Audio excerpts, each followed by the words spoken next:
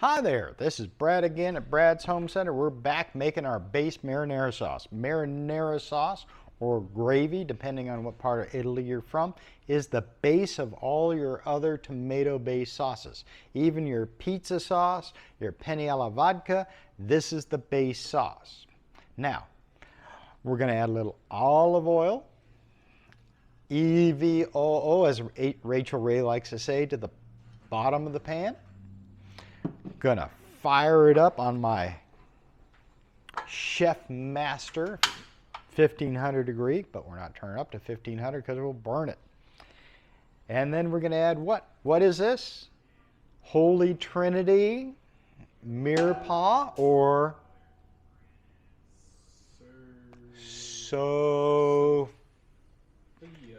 Everybody out there in YouTube land, comment on the bottom.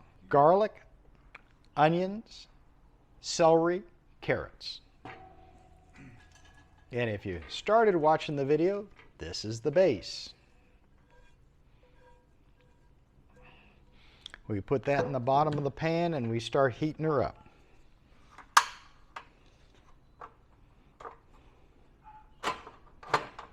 And what are we heating it up on? The Chef Master 15,000 BTU burner.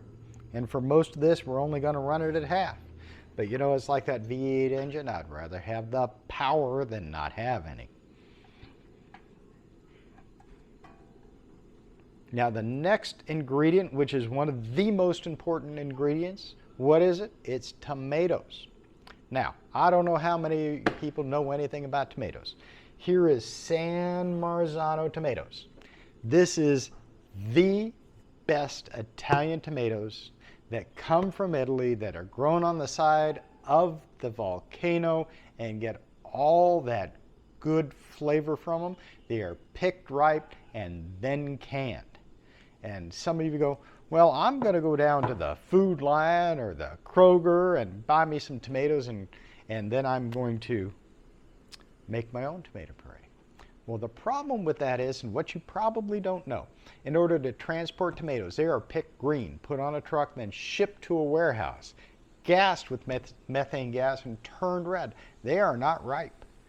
They just look red. And they are red, but they are not ripe, and they have none of the natural sweetness or flavor than these do in this sauce. That's why those summer tomatoes that are vine ripened taste so much better than that cardboard that we buy at the grocery store. Natural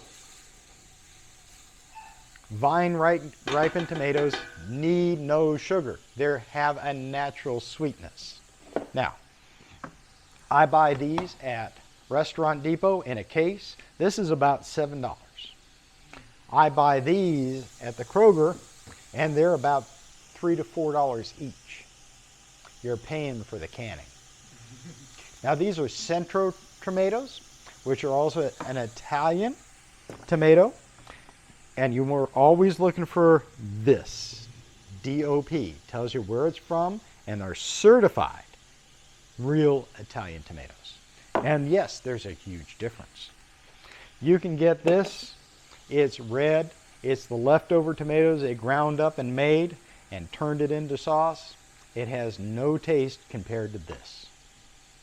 And yes, this is 99 cents and this is $7. Now, I like a rustic sauce, and what do you mean by that? Testing my muscles today. I like mine to have a little chunk to it. Yeah, me too. It should have some texture. Well, how do you keep that texture? Watch.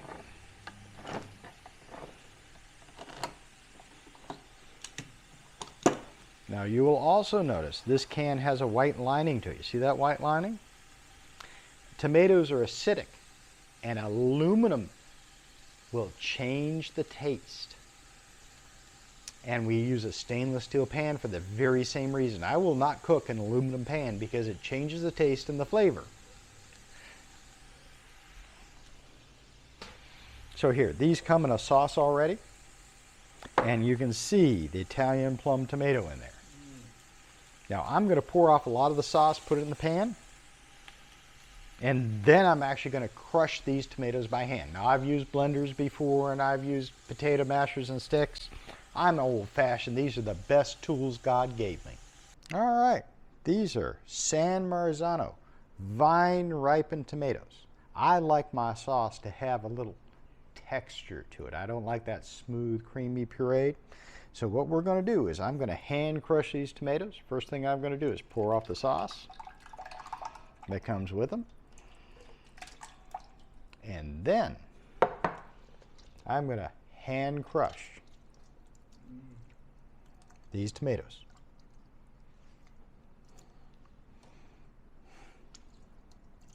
That's what they used to do back in the day, right? Mm-hmm. Now, I have seen some fancy tomato ricers, but I like the texture of knowing that there's a tomato in there. Tomato, yeah. Mm-hmm. These are real tomatoes in real tomato sauce.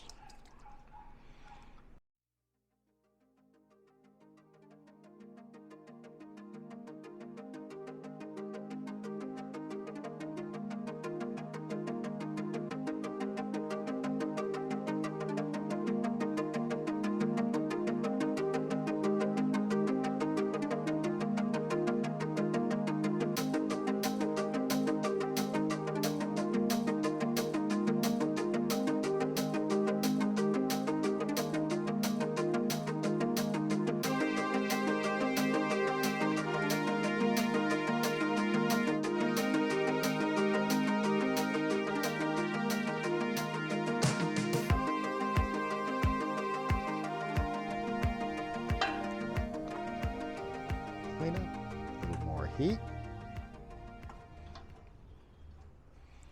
Now, we're going to go ahead and add the tomato puree, add the diced tomatoes, and add the others, because we want to fill this pot up. Normally, I just do 3 or 4 of those till the pot fills up. I didn't bring them all with me today. And we're going to take a look and see what's inside the can and what the cans look like on the inside.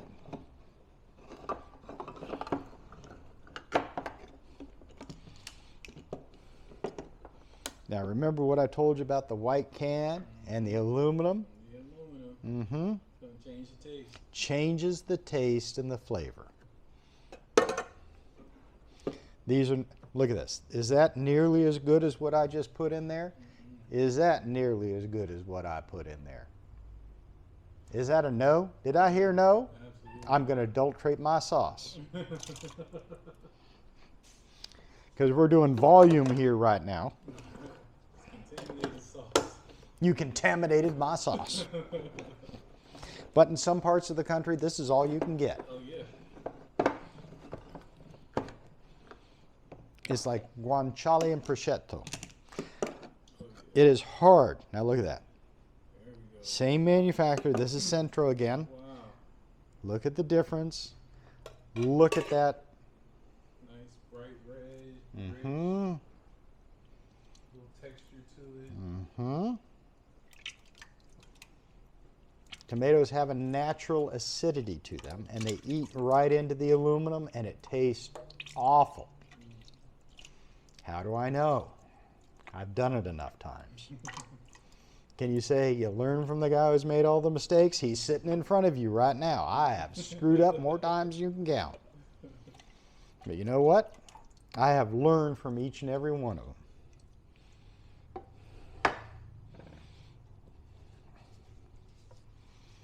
Little stir.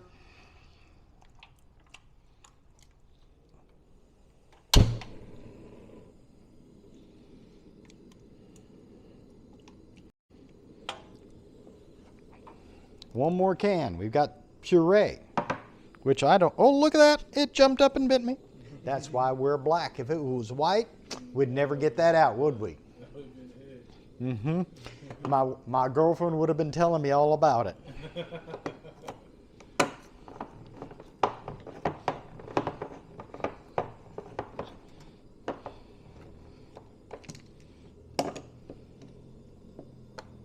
And here we go with the tomato puree. Now what they do with the puree, this has been through like a ricer, and they have liquefied all those tomatoes. Now that's a good amount of sauce in there. Now we're about 1/3 of the way full. And we're about to do what I call layers of flavor.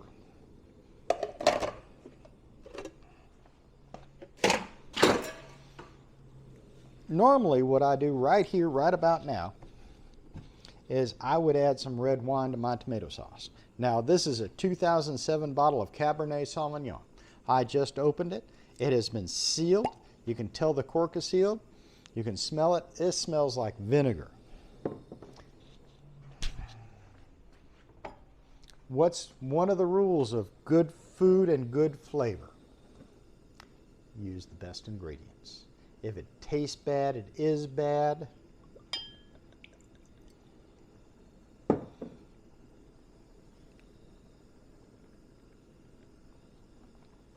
Oh!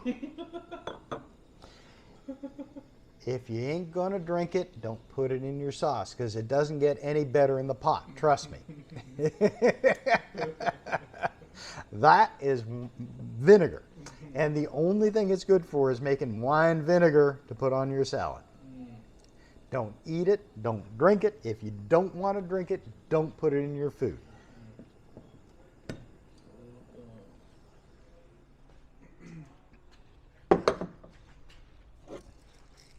Now, we need a little salt and pepper, and I can't imagine how we're going to do that.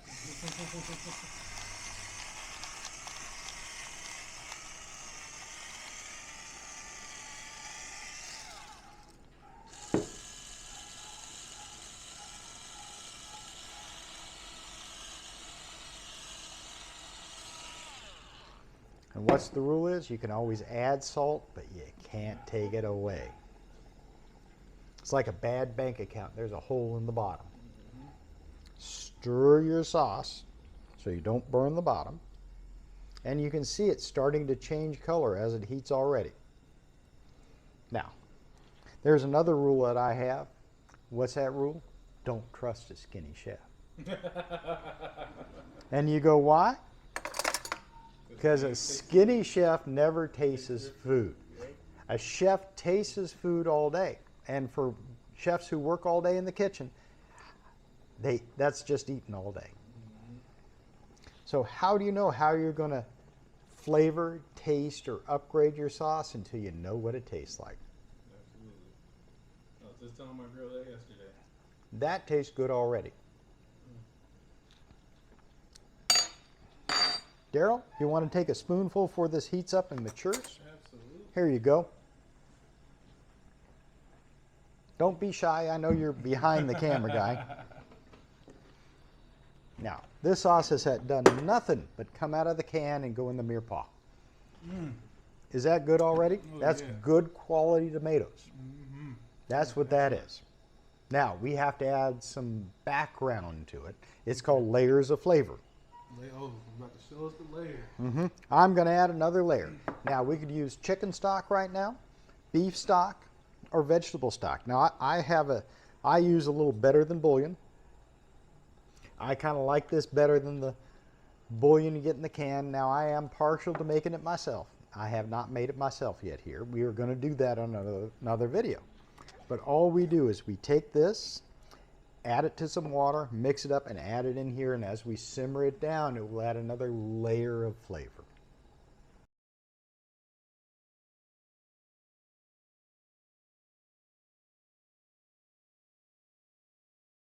My friend Chef Jean-Pierre says, don't add water or anything. It tastes like what? Nothing. Water tastes like nothing. Matter of fact, most of the time, all we're doing is simmering the water out to intensify the flavors. Right? Yep, and just evaporates eventually. So what we want to do is we want to add a layer of flavor. In order to do that, this is 1 teaspoon per cup. So I'm going to take a nice spoonful here. Now, you see how dark that is? That has been fully matured. And look at it change the color of that water already.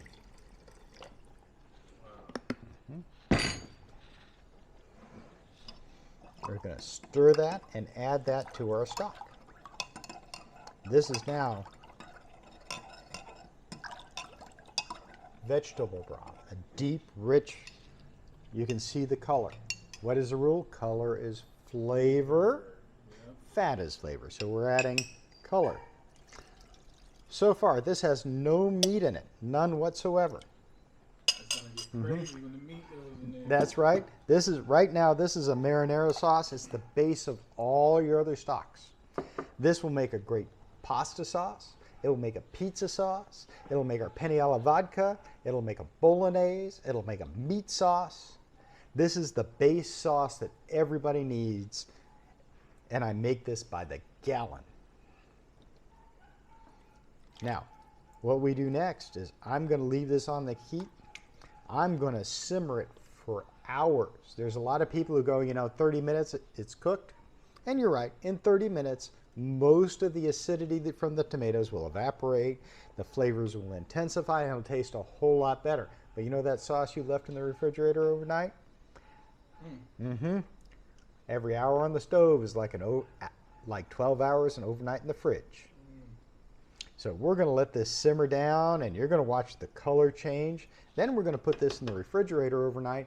Then we'll make a meat sauce out of it with all this beautiful pork and beef we had the other day. We're going to add the basil and the oregano and the parsley, and it is going to be fabulous. So then that's why they say that spaghetti tastes better the second day. Yep. Wow. Time is flavor and your friend.